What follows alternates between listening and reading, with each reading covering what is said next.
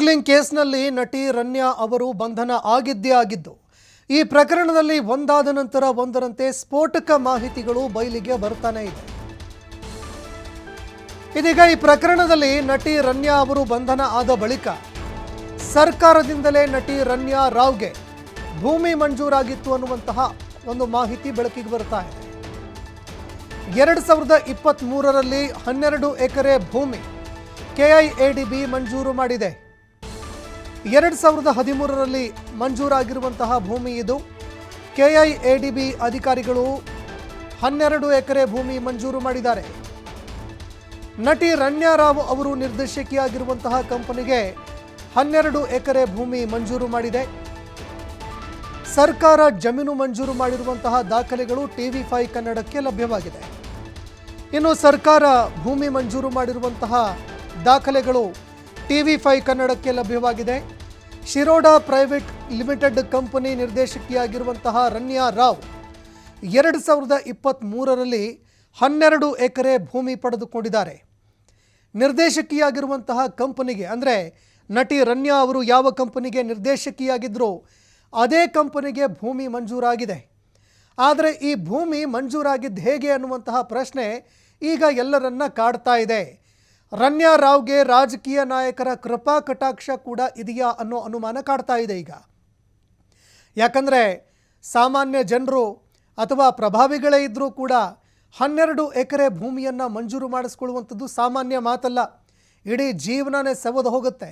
ಆದರೆ ನಟಿ ರನ್ಯಾ ರಾವ್ ಇದನ್ನು ಈಸಿಯಾಗಿ ಗಿಟ್ಟಿಸ್ಕೊಂಡಿದ್ರು. ಅದು ಹೇಗೆ ಸಾಧ್ಯ ಆಯಿತು ಅನ್ನೋ ಪ್ರಶ್ನೆ ಈಗ ಎಲ್ಲರನ್ನ ಕಾಡ್ತಾ ಇದೆ. ಇದೇ ಕಾರಣಕ್ಕಾಗಿ ರಾಜಕೀಯ ನಾಯಕರ ಕೃಪಾ ಕಟಾಕ್ಷ ನಟಿ ರನ್ಯಾ ರಾವ್ ಮೇಲೆ ಏನಾದರೂ ಇದೆಯಾ ಅನ್ನೋ ಅನುಮಾನ ಕಾಡ್ತಾ ಇದೆ. ಯಾಕಂದರೆ ನಟಿ ರನ್ಯಾ ರಾವ್ ಅವರಿಗೆ ಮಂಜೂರಾದಂತಹ ಭೂಮಿ ಹಲವಾರು ಅನುಮಾನಗಳಿಗೆ ಕಾರಣವಾಗಿ ಬರ್ತಾ ಇದೆ. ಇನ್ನು ಕೆಐಎಡಿಬಿ ಅಧಿಕಾರಿಗಳು 2023ರಲ್ಲಿ ನಟಿ ರನ್ಯಾ ರಾವ್ ನಿರ್ದೇಶಕಿಯಾಗಿರುವಂತಹ ಕಂಪನಿಗೆ 12 ಎಕರೆ ಭೂಮಿ ಮಂಜೂರಾಗಿರುವಂತಹ ದಾಖಲೆಗಳು, ಅಂದರೆ ಸರ್ಕಾರ ಏನು ಭೂಮಿಯನ್ನು ಮಂಜೂರು ಮಾಡಿದೆ ಅದರ ದಾಖಲೆಗಳು TV5 ಕನ್ನಡಕ್ಕೆ ಲಭ್ಯ ಆಗಿದೆ. ಅದೇ ರೀತಿಯಾಗಿ ಆ ಕಂಪನಿಯ ಹೆಸರನ್ನು ಕೂಡ ನೀವು ನೋಡ್ತಾ ಇದ್ದೀರಿ ದೃಶ್ಯಾವಳಿಯಲ್ಲಿ. ಈ ಕಂಪನಿಗೆ ನಟಿ ರನ್ಯಾ ರಾವ್ ಅವರೇ ನಿರ್ದೇಶಕಿ ಎನ್ನುವಂತಹ ಮಾಹಿತಿ ಕೂಡ TV5 ಕನ್ನಡಕ್ಕೆ ಲಭ್ಯ ಆಗಿದೆ. ಹಾಗಾದರೆ ಗೋಲ್ಡ್ ಸ್ಮಗ್ಲಿಂಗ್ ಜೊತೆಗೆ ನಟಿ ರನ್ಯಾ ರಾವ್ಗೆ ಪ್ರಬಲ ರಾಜಕೀಯ ನಾಯಕರ ಕೃಪಾ ಕಟಾಕ್ಷ ಇತ್ತ ಅನ್ನುವಂತಹ ಒಂದು ಪ್ರಶ್ನೆ ಈಗ ಕಾಡ್ತಾ ಇರುವಂಥದ್ದು. ಇನ್ನು ಅದೇ ರೀತಿಯಾಗಿ ಗೋಲ್ಡ್ ಸ್ಮಗ್ಲಿಂಗ್ ಏನಿತ್ತು ಅಂದರೆ ನಟಿ ರನ್ಯಾ ರಾವ್ ಸರಿಸುಮಾರು 14.5 kg ಚಿನ್ನದ ಗಟ್ಟಿಗಳೊಂದಿಗೆ ಅವರು ಸ್ಮಗ್ಲಿಂಗ್ ಮಾಡಿ ಸಿಕ್ಬಿದ್ದಿದ್ರು. ಸಾಗಾಟ ಮಾಡೋದಕ್ಕೆ ಮಾತ್ರ ಅವರಿಲ್ಲಿ ಬಳಕೆಯಾಗಿದ್ದು. ಆದರೆ ನಟಿ ರನ್ಯಾ ರಾವ್ ಅವರ ಹಿಂದೆ ಇರುವಂತಹ ಕೈವಾಡಗಳೇ ಬೇರೆ. ಈ ಪ್ರಶ್ನೆ ಎಲ್ಲರನ್ನೂ ಕೂಡ ಕಾಡ್ತಾ ಇತ್ತು. ಈಗ ಭೂಮಿ ಮಂಜೂರಾಗಿರುವ ಸಂದರ್ಭದಲ್ಲಿ ಇದನ್ನೆಲ್ಲ ನೋಡ್ತಾ ಇದ್ದಾಗ ರಾಜಕೀಯ ನಾಯಕರ ಕೃಪಾ ಕಟಾಕ್ಷವು ಇದೆಯಾ ಅನ್ನೋ ಪ್ರಶ್ನೆ ಕಾಡ್ತಾ ಇದೆ. ಈ ಬಗ್ಗೆ ಮತ್ತಷ್ಟು ಮಾಹಿತಿ ಕೊಡ್ತಾರೆ ಪ್ರತಿನಿಧಿ ಸಂತೋಷ್ ಪಟೇಲ್. ಫೋನ್ ಸಂಪರ್ಕದಲ್ಲಿ ಜಾಯ್ನ್ ಆಗಿದ್ದಾರೆ. ಸಂತೋಷ್ ಪಟೇಲ್, ನಟಿ ರನ್ಯಾ ರಾವ್ ಬಂಧನ ಬಳಿಕ ಸಾಕಷ್ಟು ಆಘಾತಕಾರಿ ಅಂಶಗಳು ಬೆಳಕಿಗೆ ಬರ್ತಾ ಇದೆ.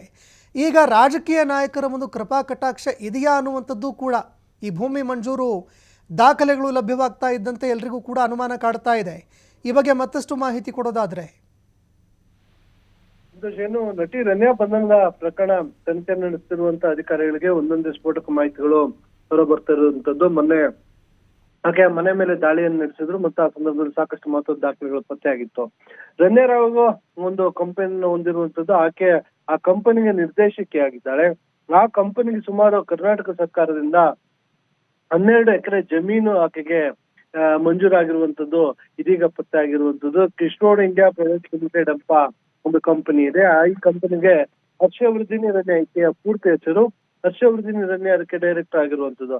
ಕೆಐಡಿಬಿ ಇಂದ ಏನು ಭೂಮಿಯನ್ನ ಕೊಡ್ಲಾಗುತ್ತೆ, ಸೊ ಅಲ್ಲಿ ಮಂಜೂರನ್ನ ಮಾಡ್ಕೊಡ್ಲಾಗುತ್ತೆ. ಅದರಲ್ಲಿ ಅಂದ್ರೆ ಯಾರು ಸಣ್ಣ ಕೈಗಾರಿಕೆಗಳನ್ನ ಮಾಡುವಂತವ್ರಿಗೆ, ದೊಡ್ಡ ಕೈಗಾರಿಕೆಗಳನ್ನ ಮಾಡುವಂತ ಇಂಡಸ್ಟ್ರಿಯಲ್ ಏರಿಯಾಗಳೇನಿರುತ್ತೆ, ಸೊ ಅಲ್ಲಿಗೆ ಹಣವನ್ನ ಕಟ್ಟು ಅವ್ರ ಇಂಡಸ್ಟ್ರಿಯನ್ನ ನಡೆಸಲಿಕ್ಕೆ ಸಹಾಯ ಧನವಾಗಿರುವ ರೀತಿಯಲ್ಲಿ ಮತ್ತೆ ಸಬ್ಸಿಡಿಯಲ್ಲಿ ಇನ್ನ ಪರಿಶಿಷ್ಟ ಜಾತಿ ಪರಿಶಿಷ್ಟ ಪಂಗಡಗಳಿಗೆ ಒಂದಿಷ್ಟು ಕಡಿಮೆ ಬೆಲೆಯಲ್ಲಿ ಜಮೀನುಗಳನ್ನ ಕೊಡ್ಲಾಗುತ್ತೆ. ಅವರ ಅಭಿವೃದ್ಧಿಗೋಸ್ಕರ ಮತ್ತೆ ಕೈಗಾರಿಕೆಗಳನ್ನ ಮತ್ತಷ್ಟು ಹೆಚ್ಚಲು ಮತ್ತು ಅಭಿವೃದ್ಧಿಯನ್ನ ಮಾಡ್ಲಿಕ್ಕೋಸ್ಕರ ಈ ಒಂದು ಸರ್ಕಾರಿ ಜಮೀನುಗಳನ್ನ KIDB ಇಂದ ಮಂಜೂರು ಮಾಡ್ಲಿಕ್ಕೆ ಅವಕಾಶವನ್ನ ಮಾಡಿಕೊಟ್ಟಿರ್ತಾರೆ. ಅದೇ ರೀತಿಯಲ್ಲಿ ಈಕೆಗೆ ಸುಮಾರು 2023ರಲ್ಲಿ 12 ಎಕರೆ ಜಮೀನು ಈಕೆಗೆ ಬಂದಿರುವಂತದ್ದು. ಇದೀಗ ಅದು ಕೂಡ ರಿವೀಲ್ ಆಗಿದೆ. ಸದ್ಯ DRI ನ ಅಧಿಕಾರಿಗಳು ಈ ಬಗ್ಗೆ ಮಾಹಿತಿಯನ್ನು ಪಡೆದುಕೊಂಡು ಅದನ್ನು ಕೂಡ ವಿಚಾರಣೆ ನಡೆಸ್ತಾ ಇರುವಂತದ್ದು. ಒಂದ್ ವೇಳೆ ಈಕೆಗೆ ಆತರ ಇಂಡಸ್ಟ್ರಿಯಲ್ ಪರ್ಪಸ್ಗೆ ಏನಾದ್ರೂ ಈ ಒಂದು ಜಾಗ ಮಂಜೂರಾಗಿದ್ರೆ ಈಕೆಗೆ 2023, 24 2 ವರ್ಷ ಇಲ್ಲ 3 ವರ್ಷದ ಒಳಗಡೆ ಒಂದು ನಿಗದಿತ ಅವಧಿಯನ್ನು ಕೂಡ KIDB ನಿಗದಿಯನ್ನ ಮಾಡಿರುತ್ತೆ. ಈ ಅವಧಿಯ ಒಳಗಡೆ ನೀವು ಅಲ್ಲಿ ನಮ್ಮ ಇಂಡಸ್ಟ್ರಿಯನ್ನ ಆರಂಭ ಮಾಡ್ಬೇಕಿಲ್ಲ. ಯಾವ ಕಾರಣಕ್ಕ ಸರ್ಕಾರ ಜಮೀನನ್ನ ಮಂಜೂರಾತಿಯನ್ನ ಪಡ್ಕೊಂಡಿರ್ತೀರಾ, ಸೊ ಆ ಒಂದು ಉದ್ದೇಶ ಅಲ್ಲಿ ಆರಂಭವಾಗಿರ್ಬೇಕು. ಅದಕ್ಕೆ ಅವರು ದಾಖಲೆಗಳನ್ನ ಅವರಿಗೆ ಸರ್ಕಾರಕ್ಕೆ ಕೊಡ್ಬೇಕಾಗತ್ತೆ. ಒಂದು ವೇಳೆ ಆ ನಿಗದಿತ ಸಮಯದೊಳಗೆ ಅವ್ರು ಏನು ಮಾಡ್ಲಿಲ್ಲ ಅದನ್ನ ವಾಪಸ್ ಪಡ್ಕೊಳ್ಳುವಂತ ಸಾಧ್ಯತೆ ಕೂಡ ಇರುತ್ತೆ. ಆದ್ರೆ ಈಗ 12 ಎಕರೆ ಜಮೀನು KIDB ಇಂದ ಒಬ್ಬರಿಗೆ ನೀಡಿರುವಂತದ್ರಿಂದ ಇದು ಬಹುದೊಡ್ಡ ಇಲ್ಲ ಇಂಡಸ್ಟ್ರಿ ಇರ್ಬೋದು, ಬೇರೆ ಏನಾದ್ರು ರೀಸನ್ ಕೊಟ್ಟಿರ್ಬೋದು. ಸೊ ಅದು ಯಾವ ರೀಸನ್ ಗಾಗಿ ತೆಗೆದುಕೊಂಡಿದ್ರು, ಸೊ ಅಲ್ಲಿ ಇವರು ಕೊಟ್ಟಿದ್ದಂತ ರೀಸನ್ ಉದ್ದೇಶ ಈಡೇರಿದೆ ಅನ್ನೋದು ಪ್ರಶ್ನೆ ಆಗಿರುವಂತದ್ದು. ಸದ್ಯ ಈಕೆಗೆ ಈ 12 ಎಕರೆ ಜಮೀನನ್ನ ಸರ್ಕಾರದ ವತಿಯಿಂದ ಮಂಜೂರು ಮಾಡಿಸ್ಲಿಕ್ಕೆ ಯಾರೆಲ್ಲ ಕೈವಾಡ ಇದೆ, ಅಂದ್ರೆ ಈಕೆಗೆ ದೊಡ್ಡ ದೊಡ್ಡ ರಾಜಕಾರಣಿಗಳ ಸಂಪರ್ಕ ಇರ್ಬೋದು, ಆ ಮೂಲಕವಾಗಿ ಆಕೆಗೆ ಆಗಿರ್ಬೋದು ಅಂತ ಅನುಮಾನಗಳಿರುವಂತದ್ದು.